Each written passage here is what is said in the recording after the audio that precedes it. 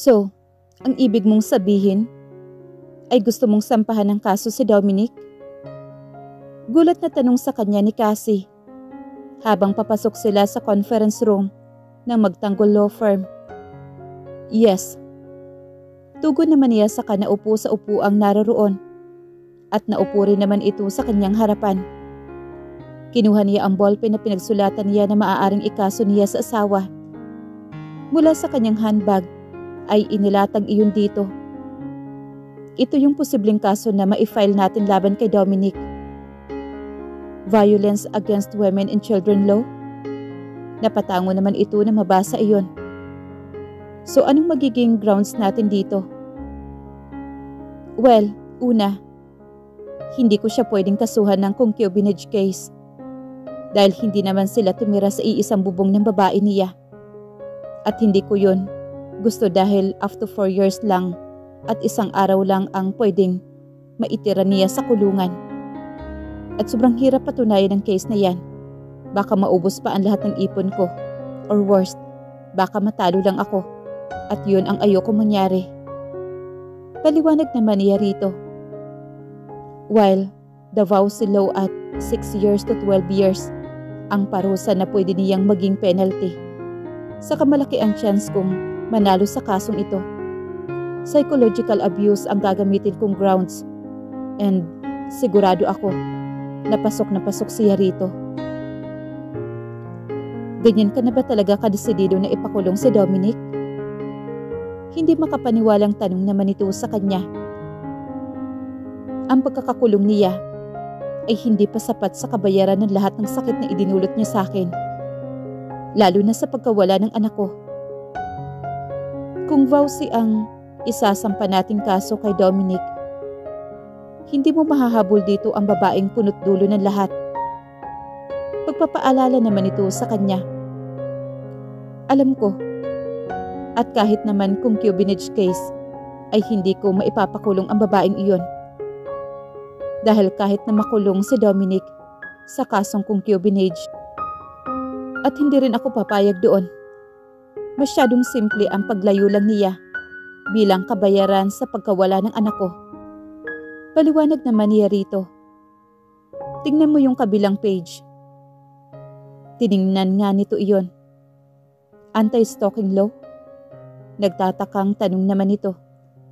Pero hindi naman siya makukulong sa kasong to. Yes. At masyado namang madali para sa kanya kung sa kulungan ko lang siya ibabagsak. Anong ibig mong sabihin? Una, madaling patunayan that she was stalking me for more than 4 months now. May CCTV footage.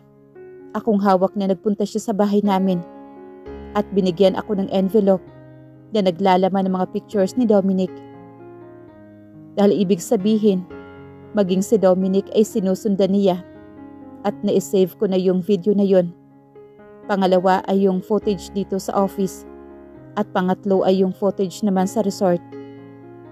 Yung 3 beses ay alam mong malaking evidence para ma-file ko yung kaso na yan laban sa malanding babaeng yon.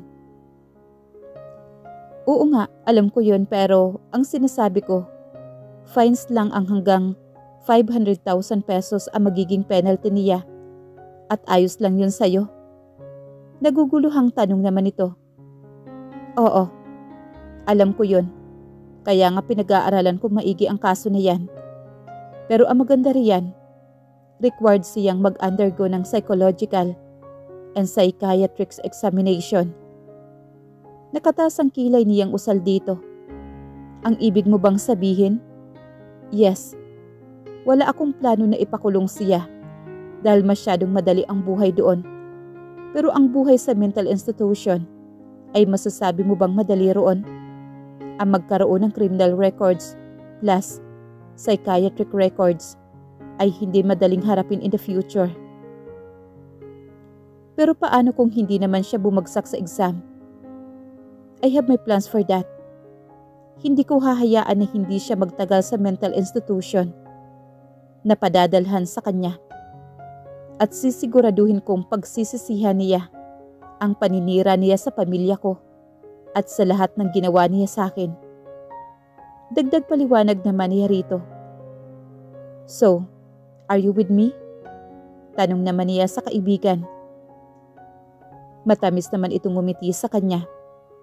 Oo naman, alam mo para sa akin nga ay kulang pa iyang binabalak mong gawin. Kaya nagulat ako ng ganun lang ang naiisip mo. Pero naniniwala ako sa instinct mo.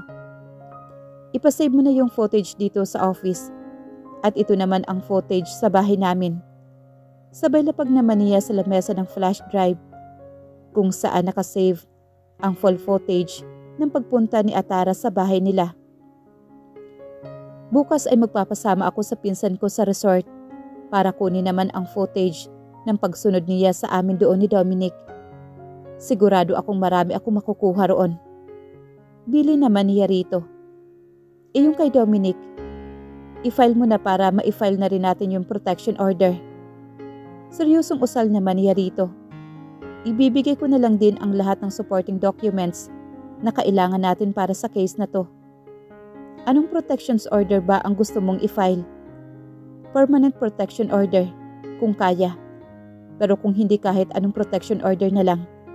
Pero hanggat maaari ay ayoko nang makalapit pa siya sa akin.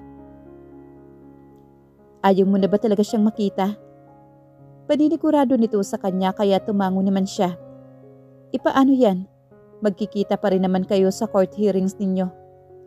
Kung may protection order, na by the time, ay sigurado namang hindi na niya ako malalapitan pa. Gusto ko na lang din tapusin ang lahat ng kaugnayan naming dalawa. Wika naman ni Adriana. Talagang hindi mo na siya mapapatawad, no? Naiiling na wika naman ni Cassie.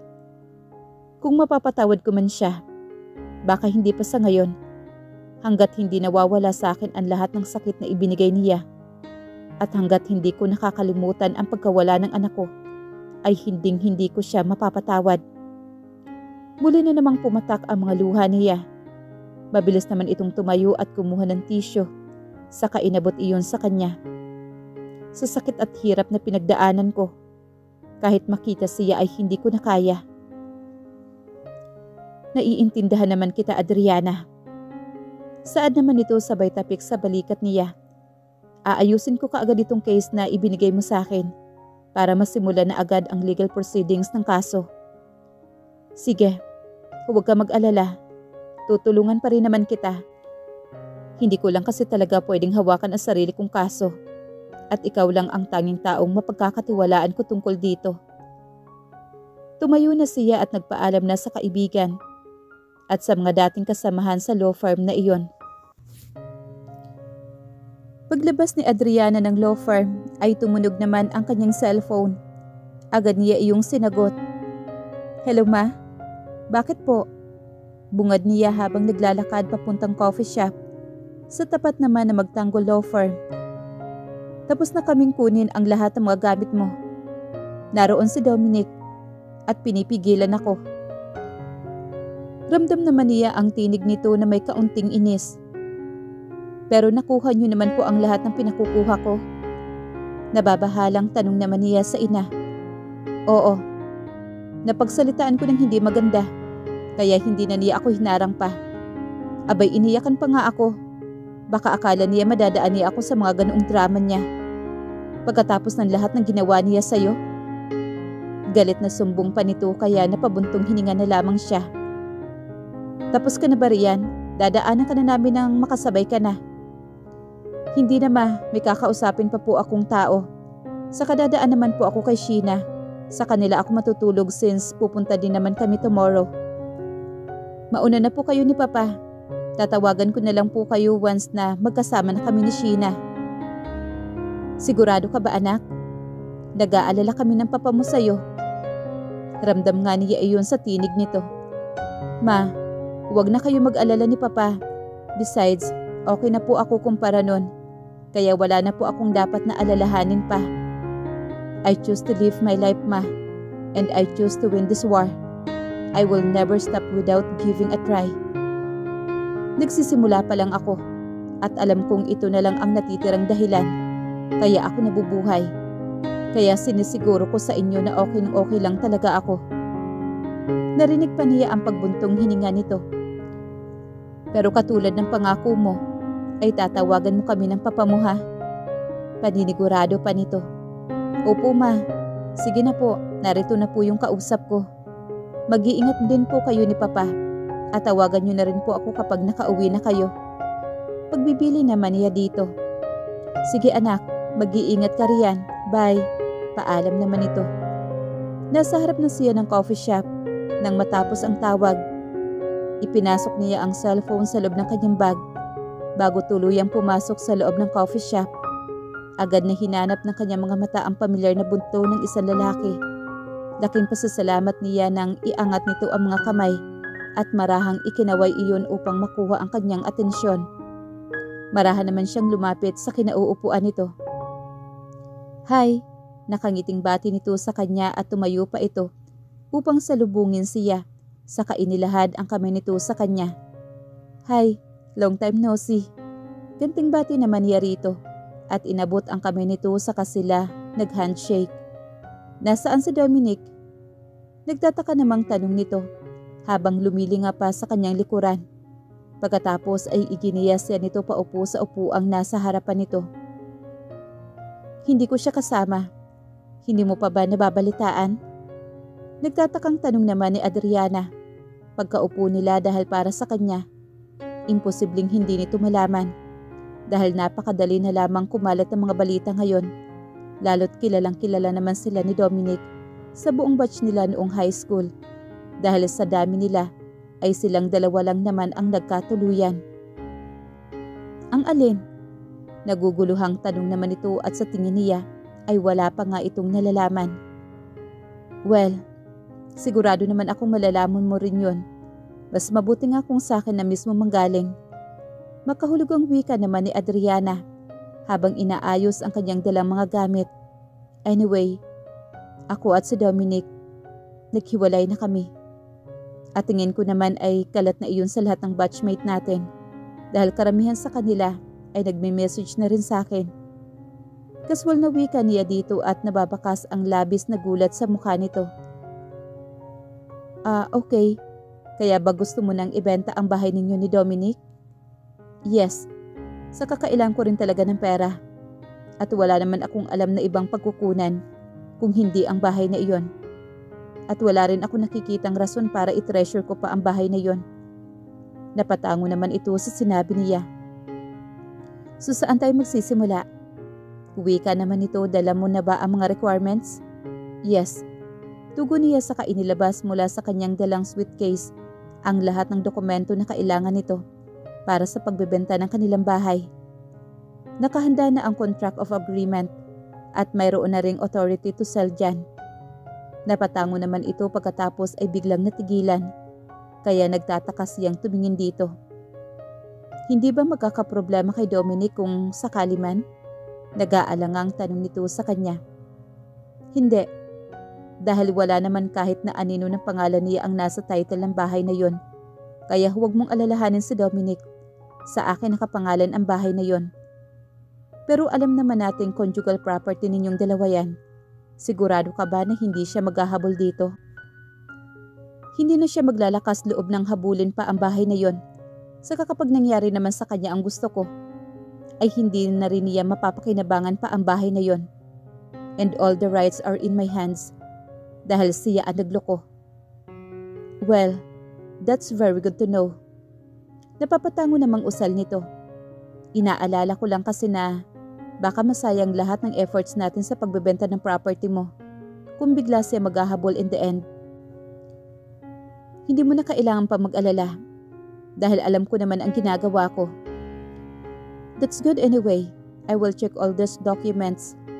And if there is no problem, I can also check the property para ma-assess ko kung yung market value niya since mayroon na akong authority to sell, hindi na ako mahihirapan pang puntahan iyon at para ma-appraise natin yung actual price ng property mo.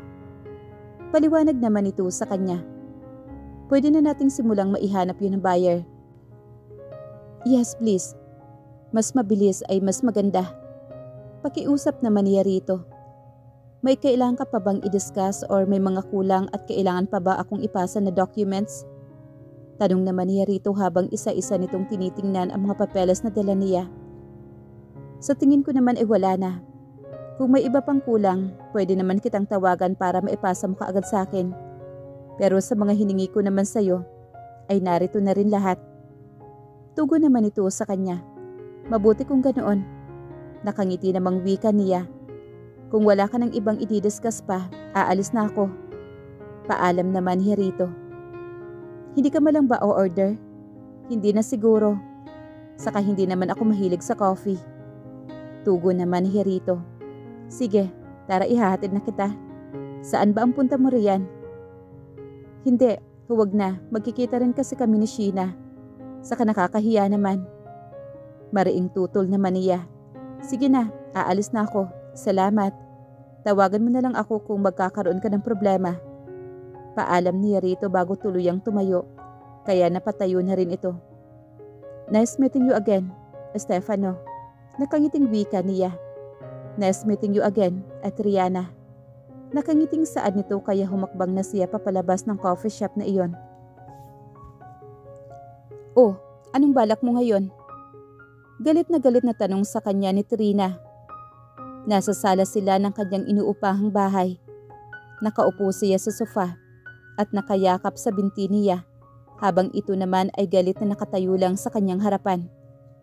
Tila ito isang nanay na nagsisermon sa anak na may nagawang kasalanan. Hindi ko pa alam.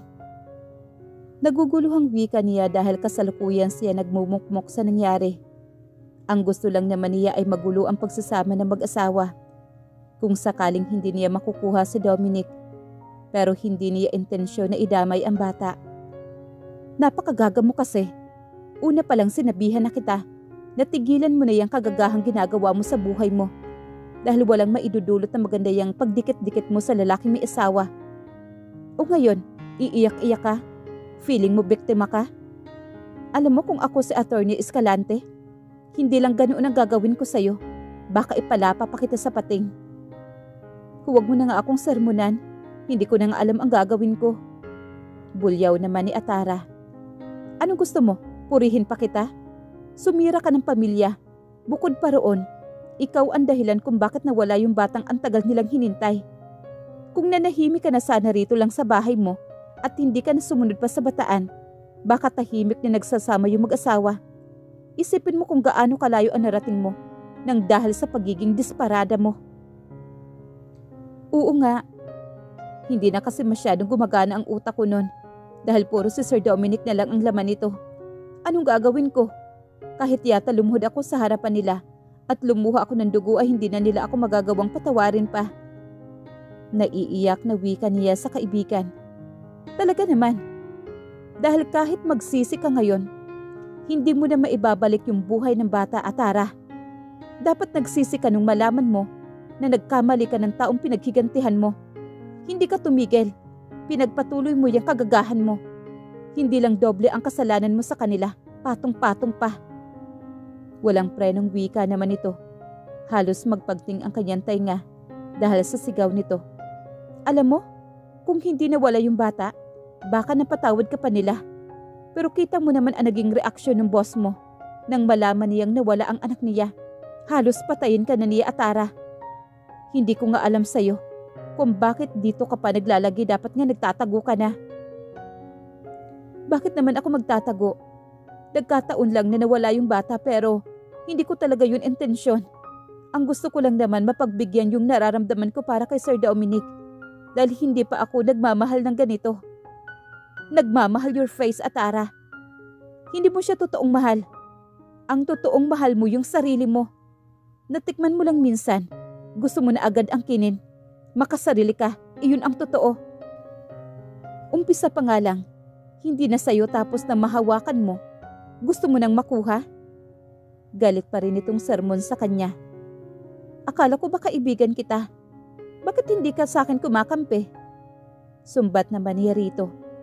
Hindi kita kakampihan. At nung una pa lang, dapat hindi na kita konsentryan sa ginawa mo. Ang dami mo nang pinagdaanan sa buhay mo, Atara. Dinagdagan mo pa. Dapat nga nagsikap ka na lang para matulungan mong mailabas sa kulungan yung tatay mo. Ang laki ng gulo na pinasok mo, baka akala mo. Tapos na nga lahat at alam ko na kahit magsisi pa ako, wala na akong magagawa pa dahil nagbunga na yung katangahan ko. Hindi ko lang naman alam kung papaano ko haharapin ang lahat ng ito. Nauubusan ng pasensya na naupo na lamang ito sa harapan ng kanyang inuupuan. Tapusin mo na rin ang deal mo na yan kay Mr. Aragon. Kung ayaw mo na mas lalong madagdagan pa ang kasalanan mo riyan sa mag-asawa. At saka maawa ka naman sa sarili mo. Maayos na buhay na lang ang ibibigay mo, hindi mo pa nagawa? Sinabihan na nga kita noon na huwag mong pasukin yung pinapasok ko, pero sumigi ka pa rin. Simulang pagsisermon na naman ito. Oo, kakausapin ko na talaga si Mr. Aragon. Sa kasigurado naman natatanggihan ako ni Sir Dominic sa Escalante dahil sa nangyari. Wala na rin akong mukhang ihaharap pa roon. Dapat lang. Patapos ay tuluyan na itong pumasok sa kanyang silid. Napabuntong hininga naman si Atara dahil sa bigat ng kanyang nararamdaman.